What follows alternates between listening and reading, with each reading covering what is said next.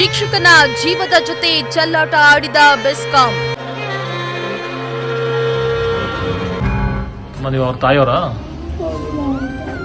ಮಗನ್ ಕಳ್ಕೊಂಡು ನಿಮ್ಗೆ ಎಷ್ಟು ನೋವಾಗಿದೆ? ಒಬ್ಬನೇ ಮಗ.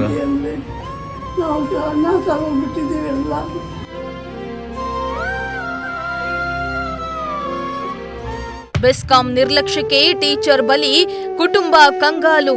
ಒಬ್ಬನೇ ಮಗನ್ ಕಳ್ಕೊಂಡು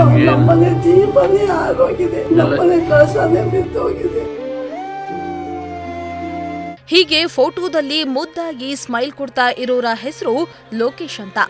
ಸರ್ಕಾರಿ ಶಾಲಾ ಶಿಕ್ಷಕನಾಗಿದ್ದು ಸಮಾಜದ ಮೇಲೆ ತುಂಬಾ ಕಾಳಜಿ ಇಟ್ಕೊಂಡಿರುವ ವ್ಯಕ್ತಿ. ಸಮಾಜ ಸೇವೆ ಅಂದ್ರೆ ಟೊಂಕ ಕಟ್ಟಿ ನಿಲ್ತಿದ್ದಂತಹ ವ್ಯಕ್ತಿ. 2.5 ವರ್ಷದ ಹೆಣ್ಣು ಮಗು, 1.5 ತಿಂಗಳ ಹೆಣ್ಣು ಮಗು, ವಯಸ್ಸಾದ ತಂದೆ ತಾಯಿ, ಅತ್ತೆ ಮಾವನಿಗೆ ಇವನೊಬ್ಬನೇ ಆಧಾರವಾಗಿದ್ದ. ಆದ್ರೆ ವಿಧಿಯ ಆಟಕ್ಕೆ ಮನೆಗೆ ಆಧಾರವಾಗಿದ್ದವನನ್ನ ಕಳೆದುಕೊಂಡ ಕುಟುಂಬ ಕಂಗಾಲಾಗಿದೆ. ಈ ದಾರುಣ ಘಟನೆಗೆ ಸಾಕ್ಷಿಯಾಗಿರುವುದು ಗುಬ್ಬಿ ತಾಲೂಕಿನ ನಿಟ್ಟೂರು ಗ್ರಾಮದಲ್ಲಿ. ಲೋಕೇಶ್ ರಾವ್ ತುಮಕೂರು ಜಿಲ್ಲೆ ಗುಬ್ಬಿ ತಾಲೂಕಿನ ಬ್ಯಾಡಗೆರೆ ಸರ್ಕಾರಿ ಶಾಲೆಯಲ್ಲಿ ಶಿಕ್ಷಕರಾಗಿ ಕೆಲಸ ಮಾಡ್ತಾ ಇದ್ರು. ಬಡತನದಿಂದ ಬೆಂದಿದ್ದ ಜೀವ ಕಷ್ಟಪಟ್ಟು ಓದಿ ಸರ್ಕಾರಿ ನೌಕರಿ ತೆಗೆದುಕೊಂಡಿದ್ರು. ಅಪ್ಪ ಅಮ್ಮನನ್ನ ಚೆನ್ನಾಗಿಯೇ ನೋಡ್ಕೊಳ್ತಾ ಇದ್ರು. 3 ವರ್ಷದ ಹಿಂದೆಯಷ್ಟೇ ಮದುವೆಯಾಗಿದ್ದು 2 ಮುದ್ದಾದ ಹೆಣ್ಣು ಮಕ್ಕಳಿದ್ದಾರೆ. ಸುಖ ಸಂಸಾರ ಮಾಡ್ತಾ ಇದ್ದ ಲೋಕೇಶ್ ರಾವ್ ಬಾಳಲ್ಲಿ ವಿಧಿಯಾಟವೇ ಬೇರೆಯಾಗಿತ್ತು. ಬೀದಿ ದೀಪ ಹಾರಿಸಲು ಹೋದ ಶಿಕ್ಷಕ ಲೋಕೇಶ್ ರಾವ್ಗೆ ಕರೆಂಟ್ ಶಾಕ್ ಹೊಡೆದು ಸ್ಥಳದಲ್ಲಿ ಉಸಿರು ನಿಲ್ಲಿಸಿದ್ರು. ಮನೆಗೆ ಆಧಾರವಾಗಿದ್ದವನನ್ನ ಕಳೆದುಕೊಂಡ ಕುಟುಂಬಕ್ಕೆ ಬರ ಸಿಡಿಲೆ ಬಡಿದಂತಾಗಿದೆ.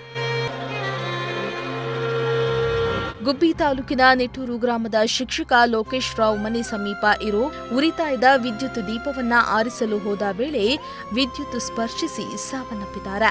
ಬೀದಿ ದೀಪ ಆನ್ ಅಂಡ್ ಆಫ್ ಮಾಡಲು ಸ್ವಿಚ್ ಅಳವಡಿಸಿಲ್ಲ. ಹೀಗಾಗಿ ವೈರ್ ಅನ್ನ ಜಾಯಿಂಟ್ ಮಾಡಿ ಇಟ್ಟಿರೋದು ಅನಾಹುತಕ್ಕೆ ಕಾರಣವಾಗಿದೆ.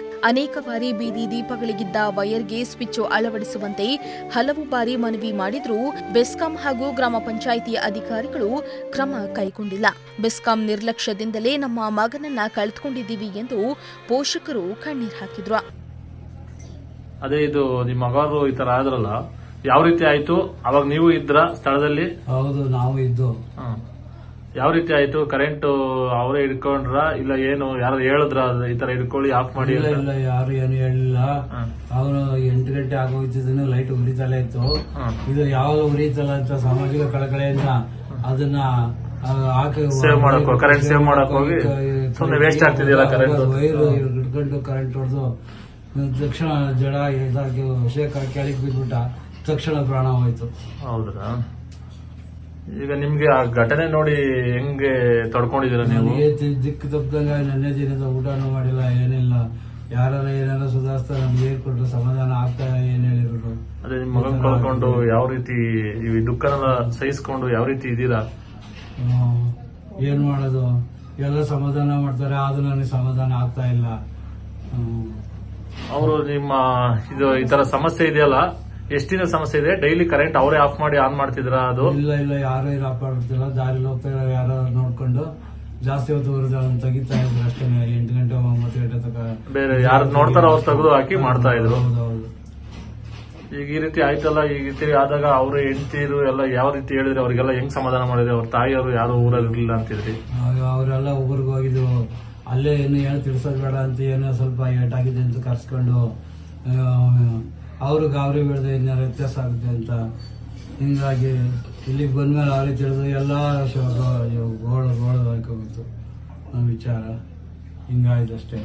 ಇನ್ನು ಶಿಕ್ಷಕನ ಅಗಲಿಕೆ ಕುಟುಂಬಕ್ಕೆ ಬರ ಸಿಡಿಲೆ ಬಡಿದಿದೆ.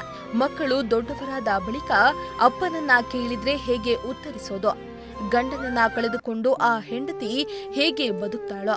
ಮನೆ ಮಗನನ್ನ ಕಳೆದುಕೊಂಡ ಆ ಕುಟುಂಬ ಹೇಗಿರುತ್ತೋ ಆ ದೇವರೇವಲ್ಲ. ಬೆಸ್ಕಾಂ ನಿರ್ಲಕ್ಷ್ಯಕ್ಕೆ ಈಗಾಗಲೇ ಬಲಿಯೇನೂ ಆಗಿದೆ. ಇನ್ನಾದ್ರೂ ಅಧಿಕಾರಿಗಳು ಎಚ್ಚೆತ್ತುಕೊಂಡು ಮತ್ತೆ ಈ ರೀತಿಯ ದುರಂತ ಆಗದಂತೆ ತಪ್ಪಿಸಬೇಕು. ಅಲ್ಲದೆ ಬೆಸ್ಕಾಂ ಹಾಗೂ ಗ್ರಾಮ ಪಂಚಾಯಿತಿ ಇಲಾಖೆ ವಿರುದ್ಧ ದೂರು ದಾಖಲಿಸಿ ತಪ್ಪಿತಸ್ಥರಿಗೆ ಶಿಕ್ಷೆ ಆಗಬೇಕಾಗಿದೆ. Bureau report, Prajashakti TV, Tumakuru.